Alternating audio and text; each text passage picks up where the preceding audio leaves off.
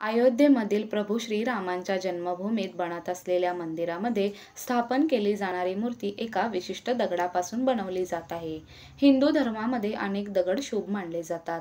त्यापैकी शालिग्राम हे दगड भगवान विष्णूंचे स्वरूप मानले जाते.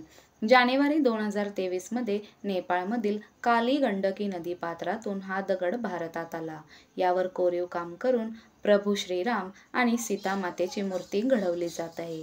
यासाठी 3 शिल्पकार काम करत आहेत.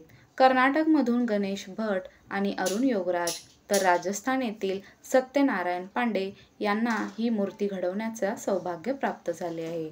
मंदिर निर्माणासाठी लागणारा सागवान लाकूड महाराष्ट्रातील गडचिरोली येथील आलापल्ली जंगलातून नेण्यात येत आहे.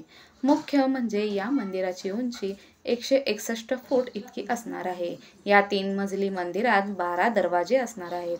तब्बल 1000 कारागीर मंदिराचे कार्य पूर्णत्वाला नेण्यासाठी रात्रंदिवस काम करत आहेत.